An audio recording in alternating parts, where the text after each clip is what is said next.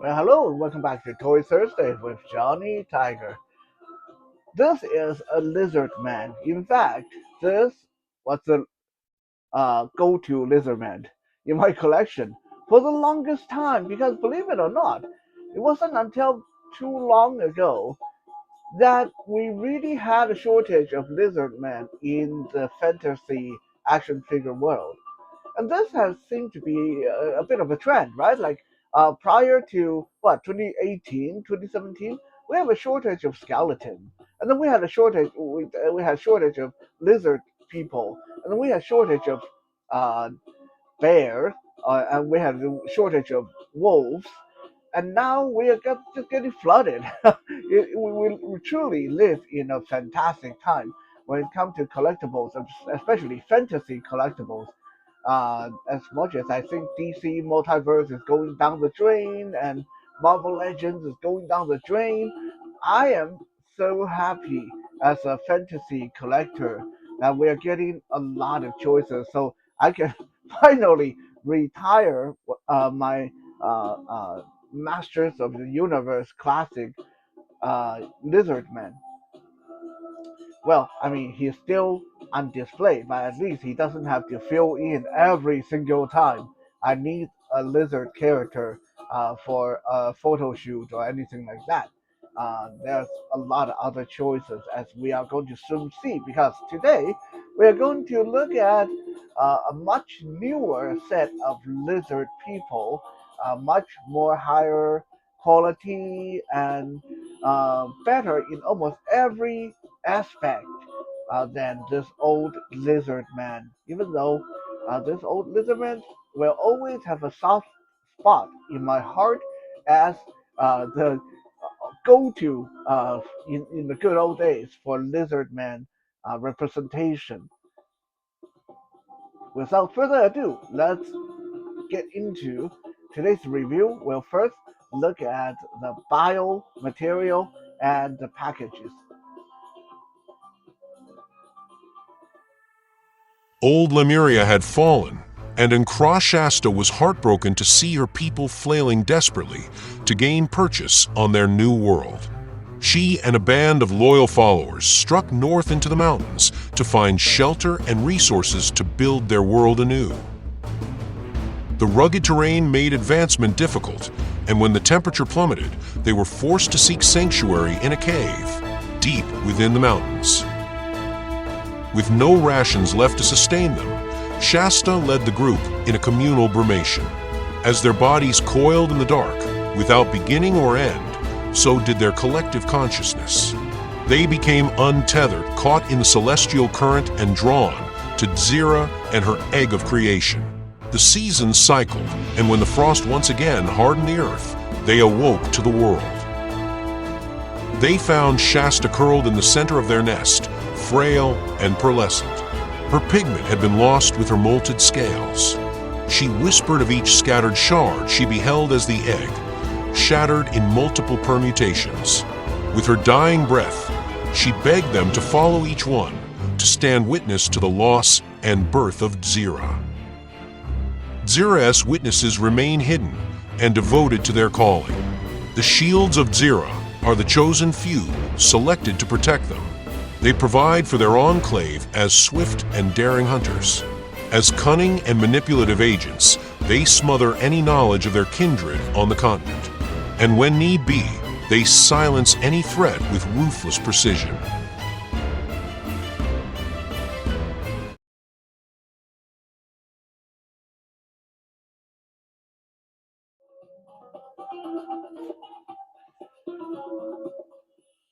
Before we get into it, I want to quickly give a shout out to Nikki Cheney, who has been involved in the production of a lot of really great figure lines, including Mythic Legion and Savage Crucible. Nikki has been tirelessly, patiently answering my questions every time there's a new line or new figure come out with Savage Crucible. She would answer my email and let me know what character are these and what do they do and how do they fit into the story and what do they look like, what kind of paint do they have. what accessory they come with. Honestly, without Nikki's help, uh, I probably wouldn't have ended up buying so many stuff from Harbinger Studio because most of the time, if you just go by their online listing, listing, you can't tell what is what. I mean, it's getting better now. Now they're actually including bio text in with their figure listing, but still, sometimes there's no real sense of is this going to be another just like a generic lizard person, or is this one going to have new armor or new head, or what's interesting about it? So thank you, Nikki. Thank you for all your help. Even though I think my channel is so small, I doubt you'll ever see it. Anyway, onto our Shield of Zera. Isn't it ironic that they're called Shield of Zera and they don't come with a shield? Yeah, that is a bit of a irony and me nitpicking the name. Maybe they should have been called Blades of Zera. That would sound like a lot more badass, right? One of the things I wanted to kind of gripe a little bit about and laugh about is I am so sick and tired of male lizard men, lizard people from this line. I mean, we have a lot of good characters, but that it's the same basic body, right? And it's I think it's time for us to get a female. But then I thought about it, and I was like, well, what would a female lizard folk even look like, right? They probably would look exactly like this.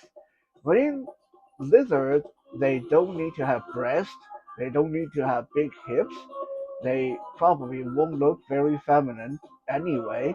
So yeah, I mean, now that I really think about it, who is to say that these are male characters? These Shield of Zera, they can very well be female. Anyway, headcanon time. In my headcanon, they'll from this day forth be known as female lizard folks. All joking aside, it's the same old body that we are used to from this line, and that is to say it's a really good body. It's very sturdy and very weighty. Every time I get one of these out of the box, I am again amazed at the quality. Like this is not something that you'll feel that you're going to break. I mean, I'm pretty sure some of them will because you do need to heat them up because the joints are really hard to move right out of the box. And sometimes when you try to pull the joints apart, they're really hard to pull apart and pop back together. So make sure you keep a hair dryer handy when you're working with these figures. But with that said, everything feels very sturdy. Everything feels nice and solid, and they feel good in hand. And it's not huge, but it's not a small figure either. Like they definitely have present uh, on your shelf. And articulation is just simply wonderful. We'll talk about that during the posing video more. But yeah, like these are some really well crafted, really well thought out action figures. So even though it is the same old body again and again, every time I get it, I'm like, yeah, it's cool. It's really cool. Oh yeah, I want to apologize. I can't show you my secret bonus weapon, the random bonus weapon, or my card, my trading card, uh, because I those are not of interest to me. So as soon as I get them out of the box, I sell them to a friend of mine who uh, collects them. He either collects them or he sells some of them. But anyway, yeah. So that's why we're not showing the cards or the random uh, secret bonus weapon stuff. Speaking of weapon, it's nice that we actually getting a new sword and sheath on this one. Excuse me, move your claws so I can show everyone your cool new sword. Like, it's really cool. It's actually got chain hanging on the belt that connect the sheath, and then the sword come out. It's a really nice, uh, I would say like a chopper, scimitar, kind of heavy blade. On the other side, you can secure a little bottle. This is you can like use it like a water skin or a potion. I like to think of it as maybe these shield of Zira. They drink some special concoction before they go into battle that makes them even more superhuman than your regular Lemurian lizard folks. Lemur, Lemurian.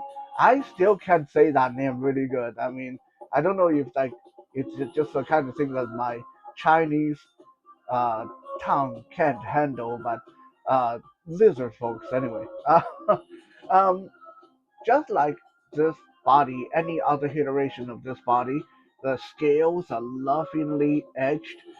This got so much texture on it. It feels really like a real lizard actually.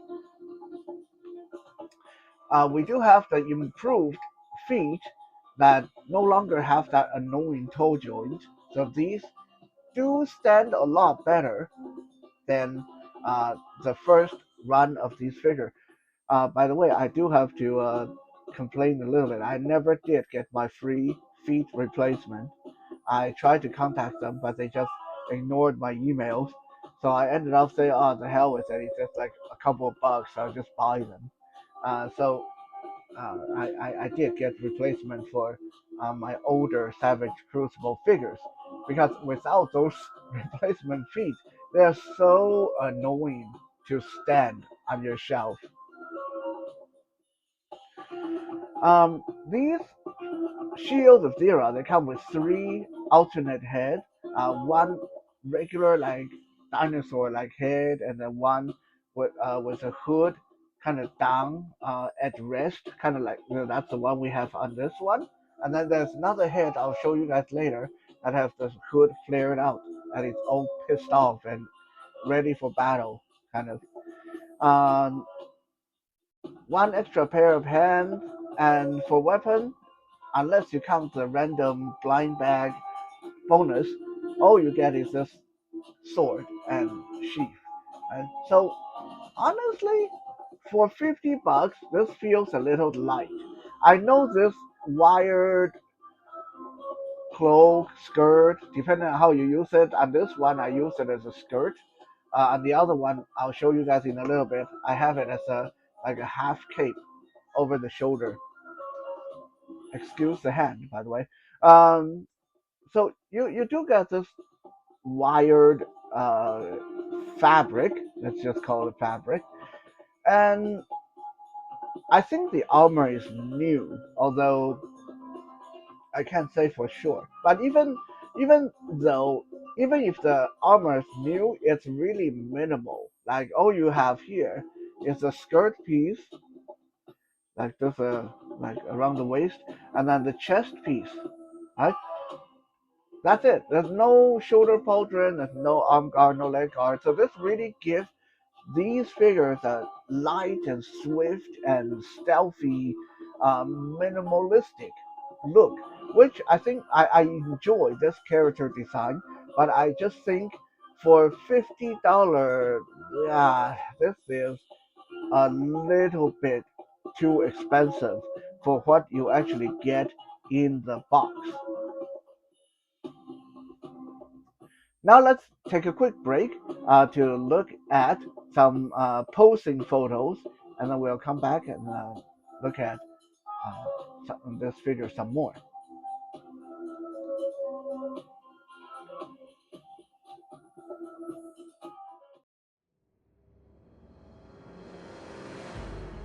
Articulation wise, there's nothing really new or unique here. It's the same basic lizard people body that we have seen since the beginning of Wave 1 of Savage Crucible. This is not to say it's a bad thing, it's a really good body.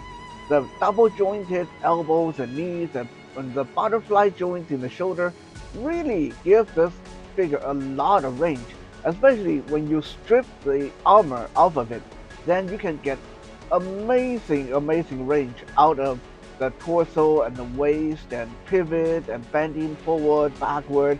You can get it to stand up straight, and then you can get it to into a really hunched and bestial kind of uh, movement. So it has the possibility of being a hand candy. It's just a kind of basic body that you can mess around with and articulate, except for the fact that some of the joints, the knees in particular, almost require you to heat it up every single time. After it cools down again, it's nearly impossible to bend and require hair dryer treatment once more, and that part is just a little bit exasperating. But hey, at least so far, none of these joints has broken on me, and I definitely love the three very distinct head options and new armor and outfit. Aesthetic wise, even though the body is the same, the paint is pretty amazing. It's this pearlescent white with yellow and kind of purple markings and offset by its bronze looking armor. So it's visually it's quite a treat. At least that's what I've gathered from all the stuff I've read. It doesn't really do me any good as a blind collector, but hey, it's cool that it looks nice.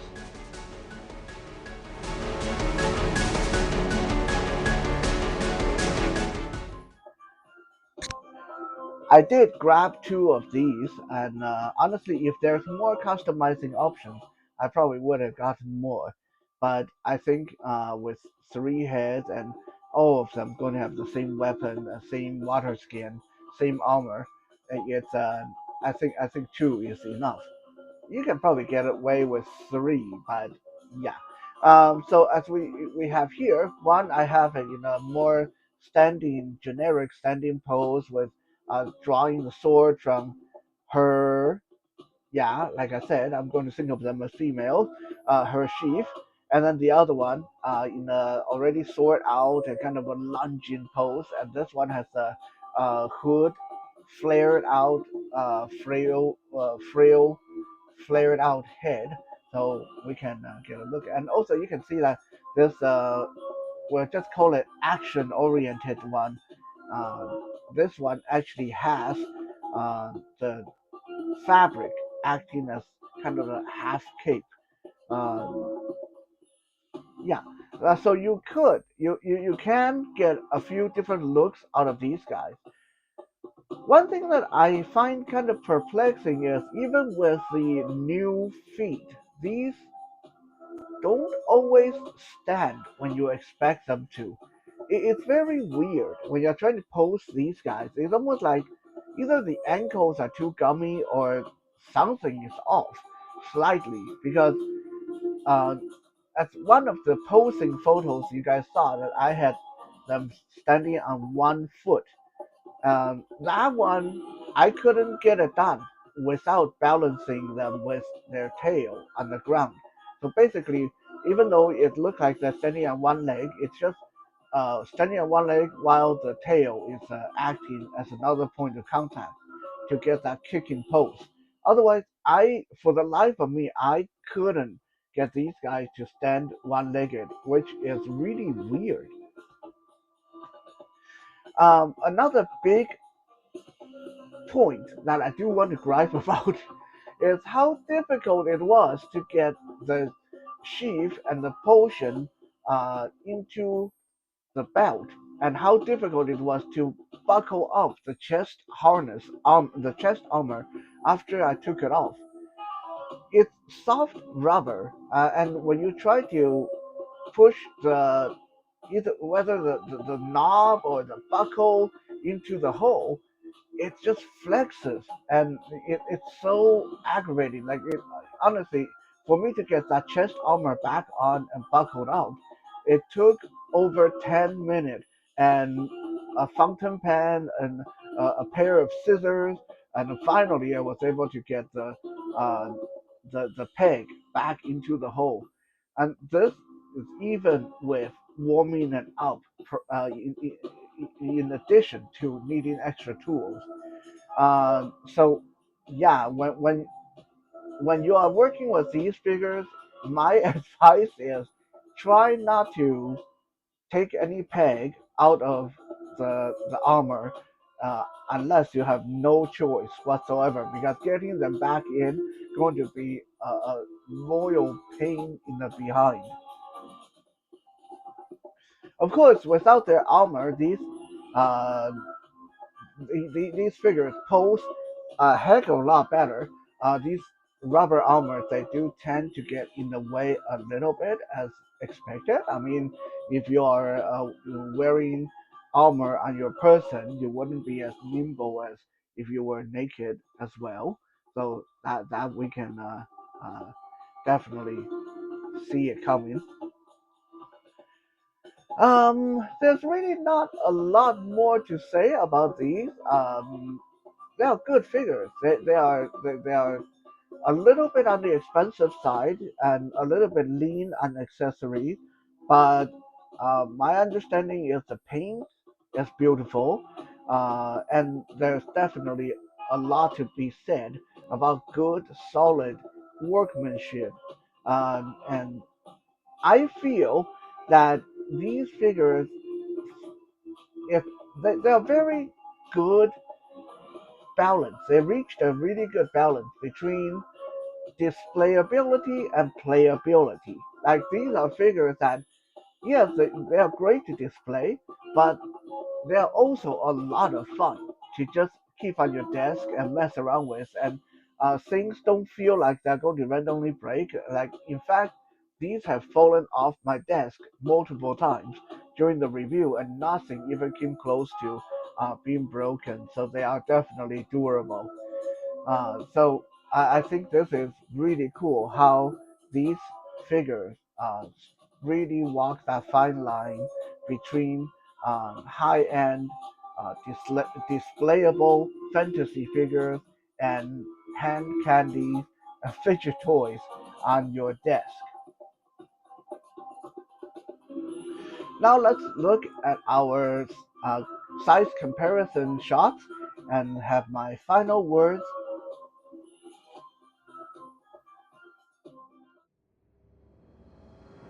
If you have any kind of fantasy, medieval fantasy, high fantasy, sword and sorcery display, such as Conan the Barbarian, Beowulf, Dungeons and Dragons, the Diablo, World of Warcraft, these are pretty much a no-brainer. They are a must-have for fantasy lovers. And this goes for pretty much any Savage Crucible or any figures produced by Harbinger Studio. Even though they are relatively new, Harbinger Studio has really taken the fantasy realm by storm and quickly secured themselves a spot in every fantasy lover's collection today. Thank you for checking out today's video. I'll see you guys again later.